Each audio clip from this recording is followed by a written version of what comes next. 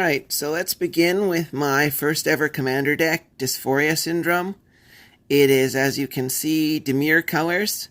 The general is Circu Dimir Lobotomist, and its entire goal is to mill out opposing libraries by causing an infinite loop where you can then exile all cards from the top of target library any number of times.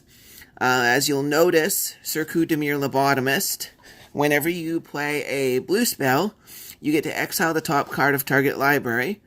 Same thing whenever you play a black spell, and nobody can play any spells that have the same name as anything that's been exiled by Circu. Not usually big in Commander, but I have hit a Shadowborn Apostle before, and it would be a real shame if someone's deck were running 40 Shadowborn Apostle and 40% of their deck became suddenly unplayable, wouldn't it? Also, because Circu is one of the few cards in all of Magic which targets a zone rather than a permanent or a player. If someone has Ivory Mask, Leyline of Sanctity, those sorts of hexproof shenanigans, there is no saving them from being exiled by Circu. So let's go into his deck. We'll start off with the other legendary creatures that are in the deck. Mirko Vosk. Mirko Vosk, you get to mill somebody until they hit a land card, until they hit 4 land cards, just like a Mind Funeral, when you deal combat damage to them. So he's a Mind Funeral on a stick, and he's pretty great at being that. Sadak here is a pretty cool guy.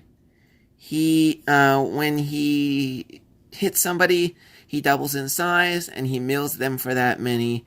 He's quite expensive, but he's the Piran of House Dimir, so, you know, flavor. Realmright here is one of our combo pieces. When it enters the battlefield, you can choose a basic land type, and all your lands become that type. So you can turn all your lands into islands for High Tide, or if you can't find your Urborg, you can turn them all into swamps to work with Cabal Coffers, that kind of thing. He's pretty good for 1 mana. This is the start of our non-legendary creatures. We have Duskmantle Guildmage. He's just good at milling things. I suppose I should put Mindcrank in the deck, but I haven't at this point. It makes an infinite loop with Duskmantle Guildmage, but I haven't got that in here just yet. Cavern Harpy is also good at looping herself for Circu's abilities, and is black and blue, so you can exile 2 cards when you cast it. Dimir Infiltrator is our first occurrence of the Dimir signature mechanic Transmute. I'm running every single card in the history of Magic with Transmute, aside from Dimir House Guard, which transmutes for 4, and Gorozoth, which transmutes for 9. Transmute is where you can pay 1 and whatever colors the spell is, either blue-blue, black-black, or black-blue, to discard the card from your hand and search for an identical converted mana cost. So in here we have Dimir Infiltrator. He's a 1/3 unblockable, but he transmutes for 2, so anything we need that costs 2, we can go find. Drift of Phantasms is a 0/5 defender. He transmutes for 3.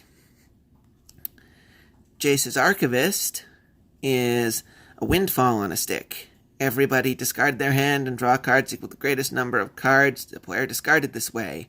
So you get to Windfall people. Ambassador Laquatus, you can pay 3 and force someone to put the top 3 of their library into their graveyard.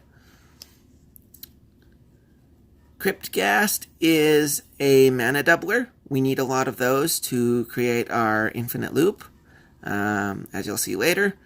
He also has Extort, which, because the white-black hybrid mana symbol is in the reminder text, if you're new to Commander, reminder text does not count as part of color identity, and yes, I can have him in here. He makes my swamps make double mana.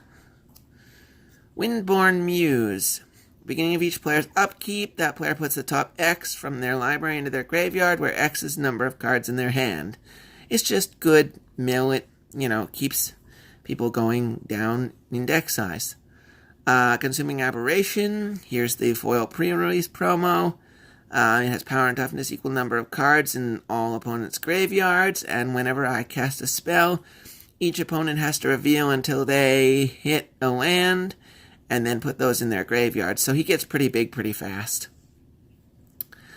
Ethereal Usher. She's a 6-cost transmute that can make something unblockable.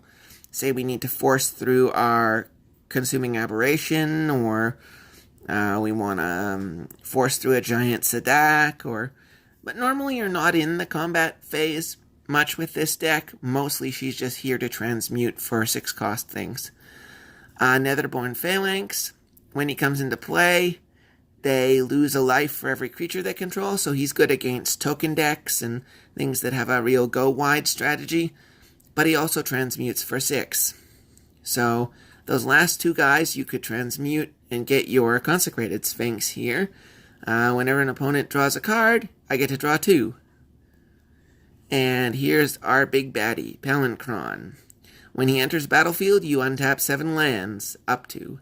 And when you pay 2 and 2 blue, you can return him to your hand. So as long as you can make 11 mana out of 7 or fewer lands, you can create an infinite loop where no extra mana is generated, but you get to cast Palancron an unlimited number of times, which triggers Surku an unlimited number of times, and exiles an unlimited number of cards from an unlimited number of libraries.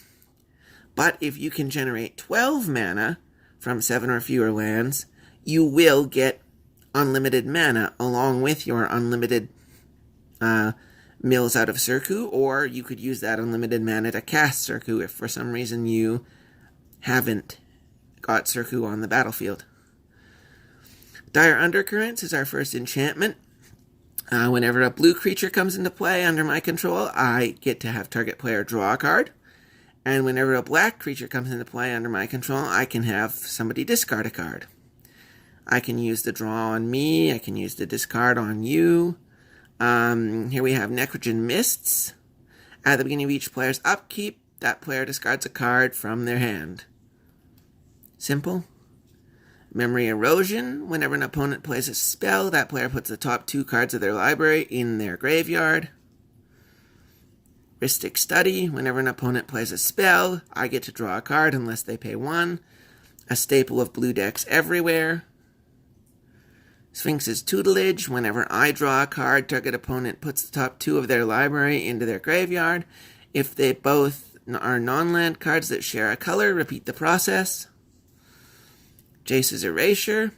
Whenever I draw a card, I may have target player put the top card of their library into their graveyard.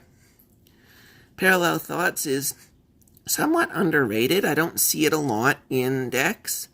But what it is for 5 mana, I get to search for 7 cards and set them aside in a shuffled pile.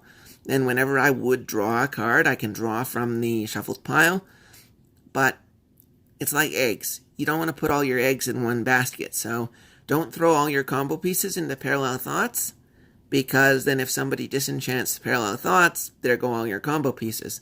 So normally what I like to do is just use Parallel Thoughts to search out a few tutors, some draw spells, that kind of stuff, so that I'm not actively putting my combo pieces in there, but I'm putting tutors in there so that I can guarantee that I'm going to draw tutors to find my combo pieces. And that way, if Parallel Thoughts does get disenchanted, I've only lost some tutors and a few draw spells, that kind of thing. Psychic Drain. I can target player puts the top X of their library into their graveyard, and I get to gain X life. Mind Grind is they reveal from the top of their library until they reveal X land cards, and then they put all the cards revealed this way into their graveyard. Consult the Necrosages. I get to choose one. Target player draws 2 cards, or target player discards 2 cards. Mind Funeral. They have to reveal until they hit 4 land, and when they hit 4 land, then all those cards go in their graveyard. Brain Spoil is a 5-mana transmute that destroys target creature that isn't enchanted. It can't be regenerated. So it's spot removal at best, or at worst, and at best it finds me something that costs 5. Demonic Tutor. Any sort of combo deck would be remiss to not have Demonic Tutor unless they were not in black. Bubbling Muck is a sorcery speed high tide for swamps. Increasing Ambition. You get to search your library for a card, put that card in your hand, and if you cast it from your graveyard via flashback, you get to find 2 cards. Demonic Collusion is a tutor where you can buy it back if you discard 2 cards. Demure Machinations is a transmute for 3, and you look at the top 3 of your library and of target player's library and remove any number of those cards from the game, then put the rest back in any order. Traumatize. I pulled this from the first ever booster pack of Odyssey I bought back in 2002. Target player puts the top half of their library rounded down into their graveyard. Prosperity. Everybody gets to draw X cards. Not bad. Increasing Confusion. Target player puts the top X of their library into their graveyard. If you cast it from your graveyard, they instead put twice that many there. So one thing I like to do sometimes, if I know I don't need both castings of it, is to cast it with X equal to 0 for the first casting, and then cast it with X equal to however much mana that I have left over for the second casting, and just mill a big number of cards. Merchant Scroll is arguably the best card in all of Homelands. Search your library for a blue instant or interrupt, in this case just instants, of course. Reveal that card to all players and put it in your hand. Reshuffle your library afterward, so you can go find blue instants. Train of Thought is replicate, so you pay 1 and a blue and get to copy it, and you can do that as many times as you like, and it's just draw a card. Skyscribing is another prosperity, but this one has forecast, so you can pay 2 and a blue and reveal it from your hand at your upkeep to make everybody draw a card. Recoil. You get to bounce a permanent to its owner's hand, and then they have to discard a card from their hand. Limdul's Vault. I get to look at the top 5 of my library as many times as I choose. I can pay a life, put those cards on the bottom of my library in any order, then look at the top 5 cards of my library. Then I have to shuffle my library and put the last cards I looked at on top of it in any order.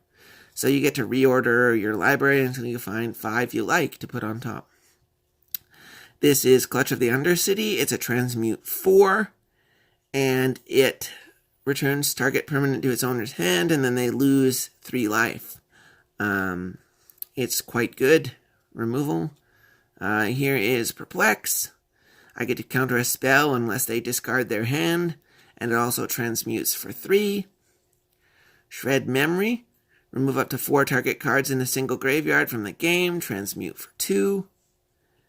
Dizzy Spell. Target creature gets -3/-0 until end of turn, and it transmutes for 1. I've never cast this. I've only ever used it to transmute to find High Tide, or sometimes even a Sol Ring. High Tide. Until end of turn, all my islands make extra blue mana.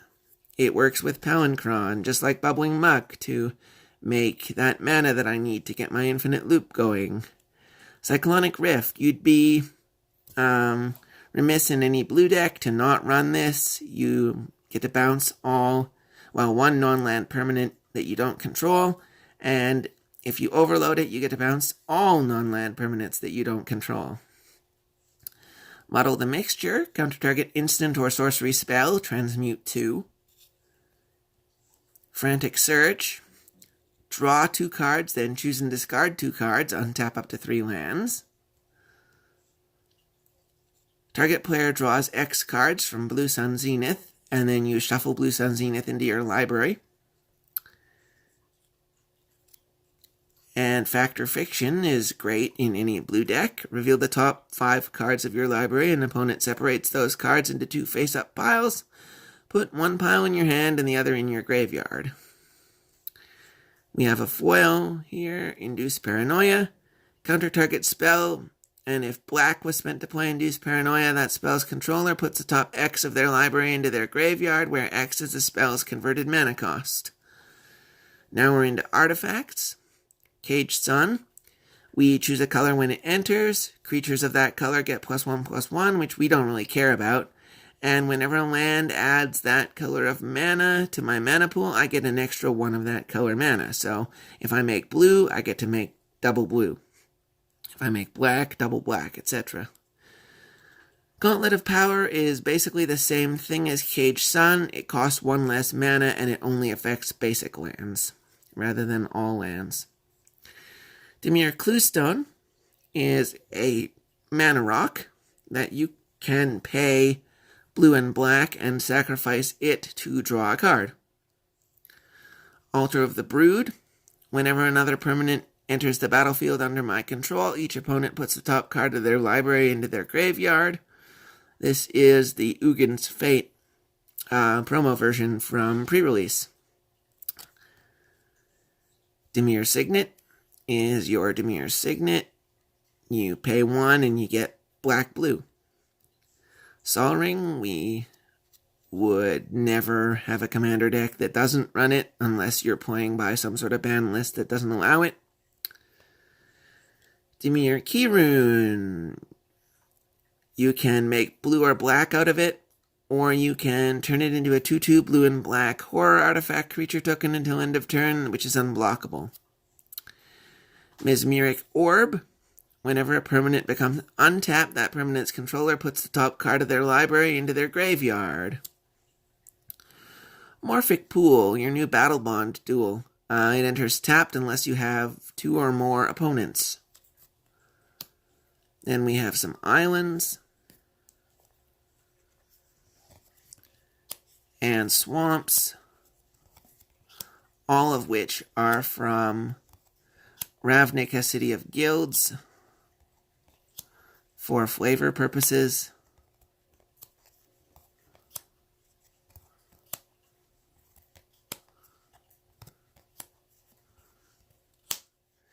Grixis Panorama.